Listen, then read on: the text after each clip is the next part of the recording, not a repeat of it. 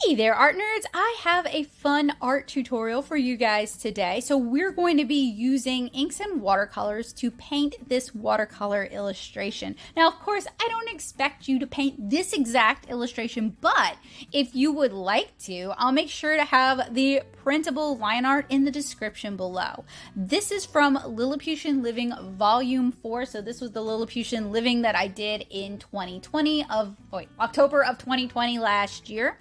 And I've really been enjoying printing out, repenciling, re-inking, and then painting my Lilliputian Living illustration. So if you are a fan of world building or tiny people life, you can order your own copy of Lilliputian Living. It contains volumes 1 through 4, so over 120 black and white illustrations with accompanying prose, but you can order that through the Natto Shop, and I'll make sure to have a link to that as well as a list of the materials I used for today's tutorial down in the description below.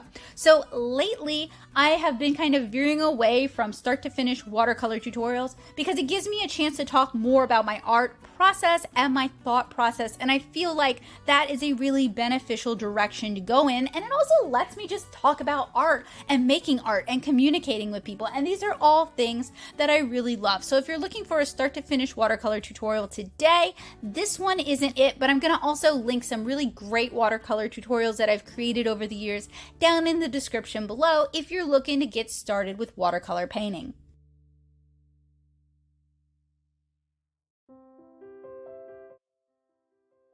So I'm starting with my illustration already inked. I blue line printed it onto Stonehenge Aqua watercolor paper, which is a great affordable cotton rag paper that I think is quite accessible. So if you are interested in painting on something a little bit nicer than student grade or cellulose, I highly recommend you check out Stonehenge Aqua. They've also got some fun mini samples that make for some great ATC cards.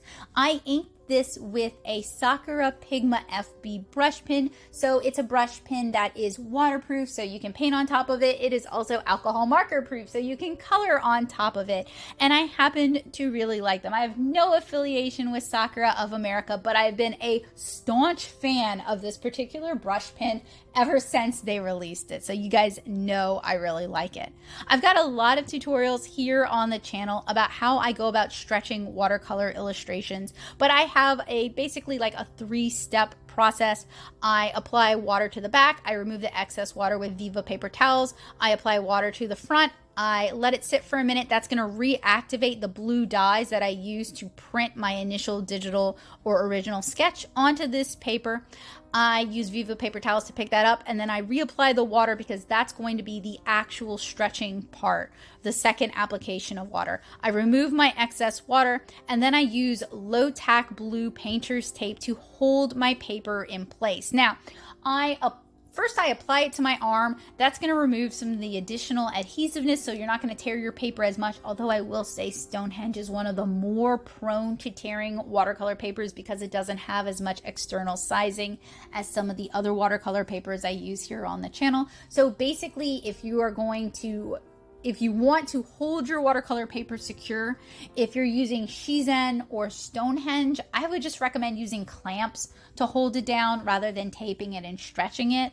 But for papers that have a lot of sizing, like Saunders or Moulin de Roy or Arches, you can use this tape and you're really not going to have much trouble with removing it or even applying it. So I also apply some water to the blue tape, and then I remove the excess water using a paper towel, one of the ones I used earlier. You don't have to use a fresh one for that because I have found that damp blue tape adheres better to damp watercolor paper than dry blue tape would adhere to wet watercolor paper.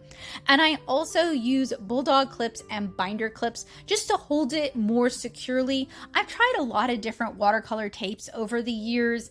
I've tried other masking tapes. I've tried other painters' tapes. There is a Japanese watercolor tape that I've heard good things about. I haven't had a chance to try it, but honestly, the 3M blue painter's tape, the kind with the crepe finish, not the delicate surface kind, is the best I've found, and I have used it for literally thousands of watercolor illustrations if we're counting my watercolor comic pages. So after my illustration has had a chance to fully dry, this thing is not damp, it is dried for actually, honestly, several weeks at this point. It's just been sitting in my room waiting for me to paint it. It's time to paint it, and I'm going to start by spritzing some water onto my Daily Driver watercolor palette, and this allows my colors to kind of pre-activate. Now, this tutorial has been time-lapsed so much more than my other watercolor illustrations because it took me about a week to paint that. And as you guys can imagine, that is a lot of hours, that is a lot of footage, and ain't nobody wants to sit on YouTube and watch 16 hours of me painting something. I also know that my light is strobing. I am so sorry. I really hate that. I apologize to y'all for that. It's an LED light, and usually when videos are time-lapsed under 8x or up to 8x, it's not really a problem, but time-lapse this much, it is horribly apparent. I'm so sorry about that. I'm gonna have to put like a warning or something in the description. I'm just really sorry about that. So what I am doing is I'm basically doing a type of grisé painting. So I did a toning wash of purple, and I then applied in some yellow, and I kind of left a border between the two, and I used clean water to blend them so they transition a little bit more cleanly. And now I'm using a mix of dioxine purple with some neutral tint and maybe a little bit of Payne's gray to create a grisé effect. So basically what I'm doing is I'm creating a monochrome painting first, and then I'm going to paint on top of that. And I find grisé to be really helpful in environments where the lighting is going to strongly influence the color of what you're painting. So if I'm painting something underwater, I'm going to do a grisé with blues. If I'm painting a sunset, I'm going to do a grisé with pinks and purples and darker blues and purples. And with this candlelight scene, I'm doing a grisé of gray and purple. And basically, it's easier to paint your shadows in first, to establish that contrast, to establish that lighting, to establish that tone earlier on in the painting, and then do your local color on top of that, than it is to try to paint your local color and render that, and then add all these layers of shadow that have a high likelihood of turning what you just painted into mud. So if you are trying to paint really atmospheric things and you find that you're struggling, you're finding that your watercolors are turning to mush, that you're not really able to accomplish what you want to accomplish, this could be a great technique for you to try out. Honestly, it's kind of one of my favorite techniques, and I do use it a lot, but I highly recommend it. And at this stage, I really want to create this kind of dark candlelit environment.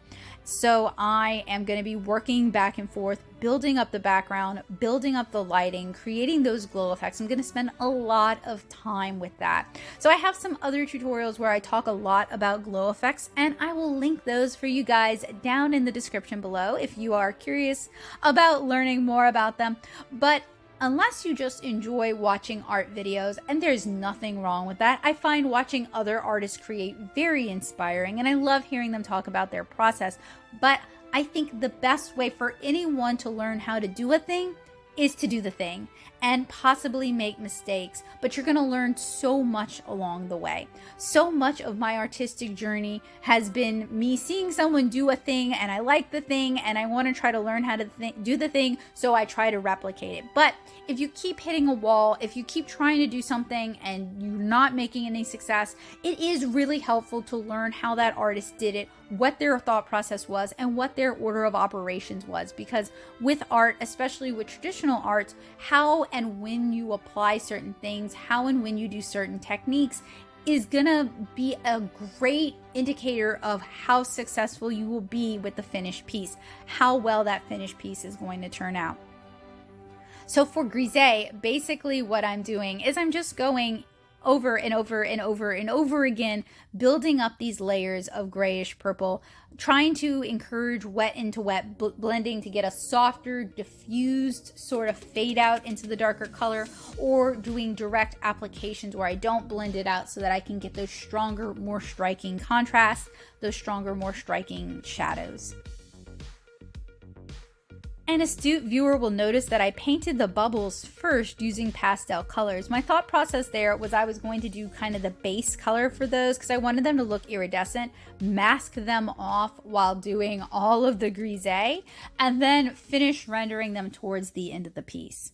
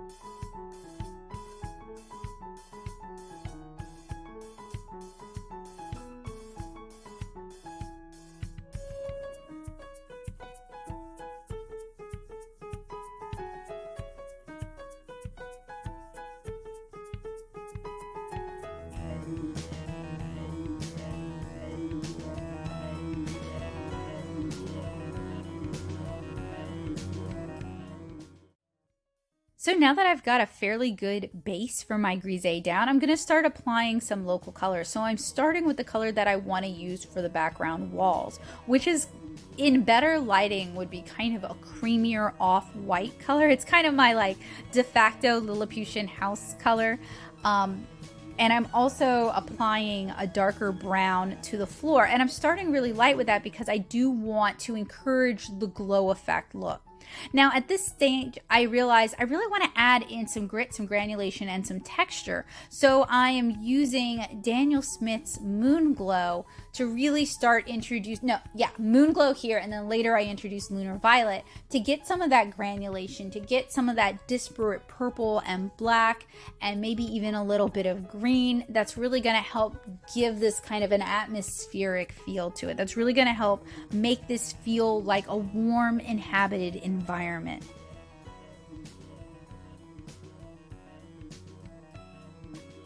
So at this stage, there's going to be a lot of blocking in a color, evaluating the color, maybe lifting or adjusting the color, as you guys can see me doing with the glass jar of bath salts.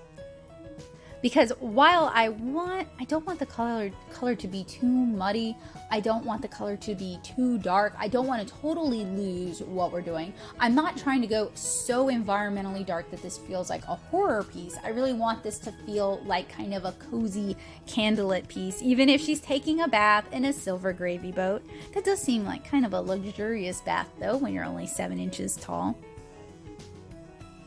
Speaking of 7 inches tall, a lot of my work developing Lilliputian living was done in service of my webcomic 7-inch Cara. You guys can read 7-inch Cara for totally freezies at 7inchcara.com, and it would really mean a lot to me if you let me know what you think. I use comics as a way of communicating the best things that I want the world to know about me and about where I live and about my thoughts and feelings. Yeah, I know. And I love using fiction as a lens to do that. So it would really mean a lot to me if you took the time to read Cara and you let me know what you thought. If you enjoyed it, I would love to hear from you. It would really make me happy. So one of the fun struggle things about painting these kinds of environments with this kind of lighting, first of all, it's a bit of a challenge, which makes it a lot of fun.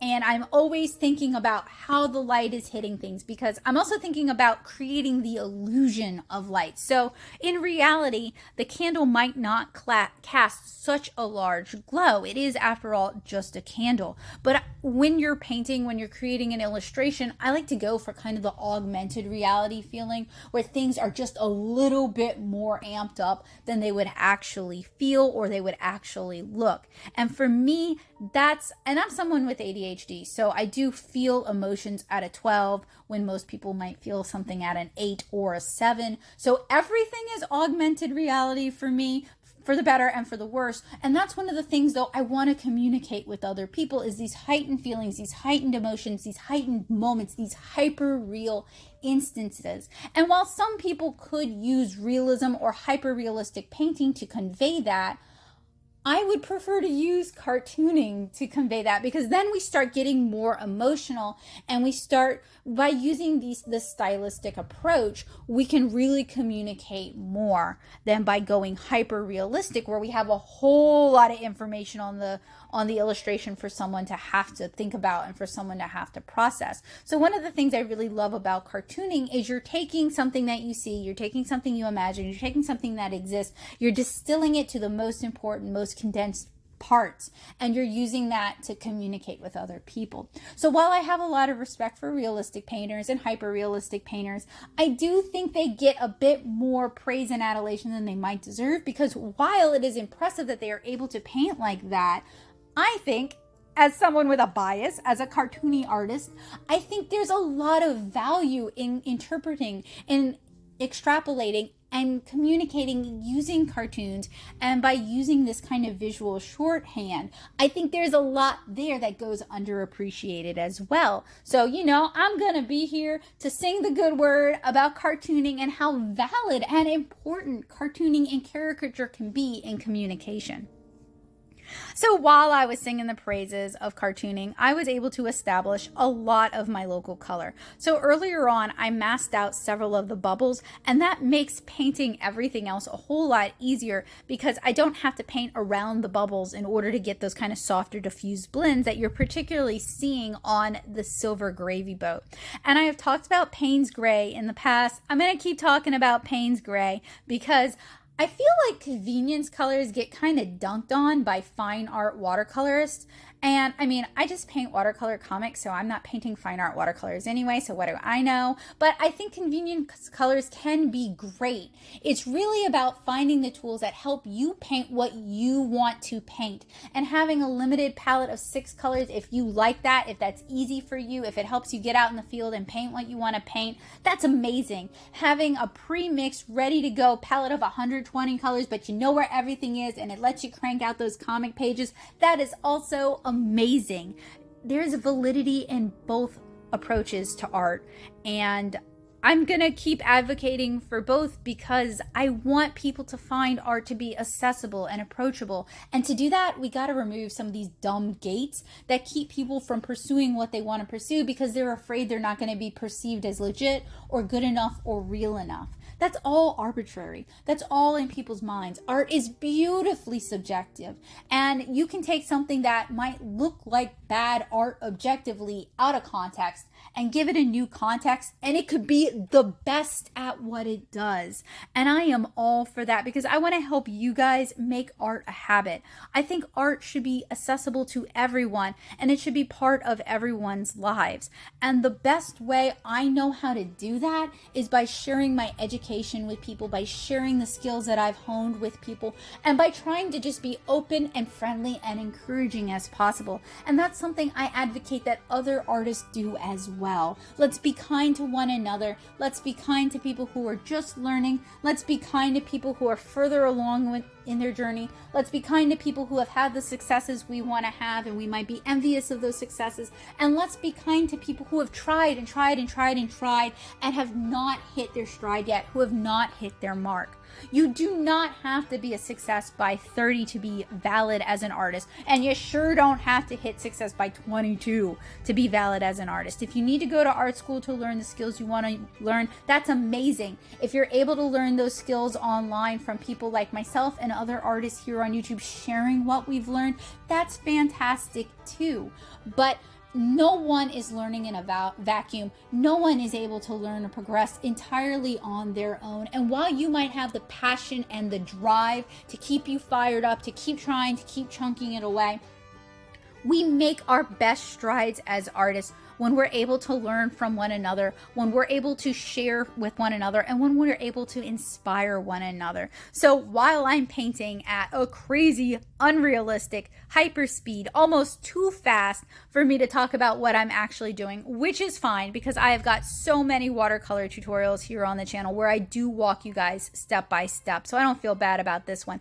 I can use this as a chance to give you a pep talk, to pump you up, and to help you feel more confident about the kind of art that you want to make. I'm a watercolor comic artist. That's where my heart is. That's where my tutorials are, and that's where my reviews are coming from. There aren't too many of us, but whatever kind of art you want to do is going to be valid and good enough. So after I had applied a lot of the local color, I went in and I started adding in more shadows, more shadow color, using Lunar Violet, using Shadow Violet, and I even went and grabbed Aquarius's Shadow Violet kind of color because it has a little bit different granulation, because I do want that kind of soft, warm grittiness going on. After that had a chance to fully dry, I removed the masking fluid from my bubbles, and now I'm going in, I'm adding in some more shadow, I'm kind of finessing it, and now I really want those nice dark blacks in some areas. I really want the light to be completely blocked from some things. I really want some stronger cast shadows. So to do that, I have mixed some lunar black in with our initial purple lunar violet, moon glow, and purple mix in order to get this really nice, gritty, granulating kind of black, dark color that's going to help us achieve those darker values that we want. Because since we already had so much darkness in this piece, if we really want that contrast, we have to go really dark and we have to go really bright. And speaking of really bright, the way I'm going to do that in this piece is after it dried, I'm going in with my favorite watercolor pencils. So I've got some Caran d'Ache Museum Aquarelle, some Derwent Inktense, and some Supercolor too. And I'm using these to add in some highlights. And I love that I can do it either like a really harsh brush mark. I can use the side, not brush mark, pencil mark. I can use the side of the pencil to kind of brush it on and get a dry brush effect, or I can blend it out using some clean watercolor. So for this kind of illustration where you have these really strong light sources, having like the area immediately reflecting that color and also having some rim lighting where our characters are blocking some of that light, but the light is still hitting like the edges of their hair is really important for kind of pushing the lighting in this piece and creating this sense of, if not realism, like an environment, a moment that looks recognizable, a moment that makes sense to you. Like, because often with painting, often with art, it's not about what it actually looks like, it's about what it feels like. And that's one of the reasons I love cartooning, is we can really focus on what it feels like.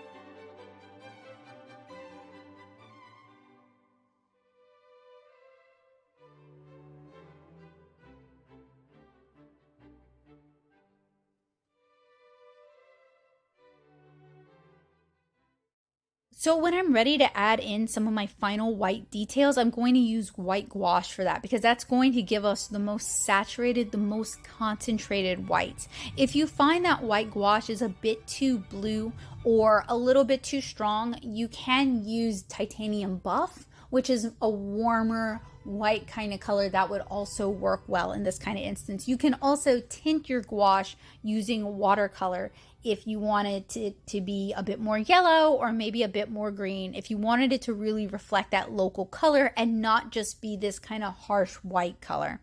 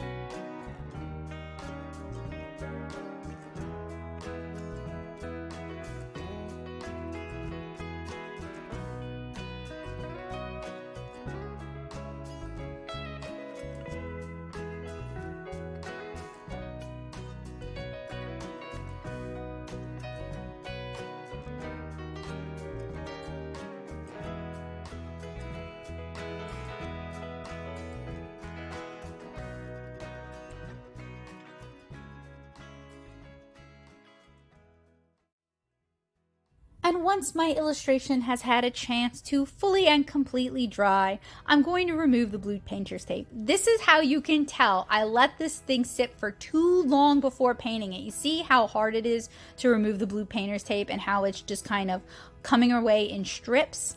That's because I let it sit too long. I'm a busy gal, what can I say? But I am trying to pull it away at a 90-degree angle so it doesn't, if it were to tear, it won't tear into the illustration. It tears into the paper around the illustration because I don't care as much about that. If I were to sell this illustration, it would be in a frame and that wouldn't be visible.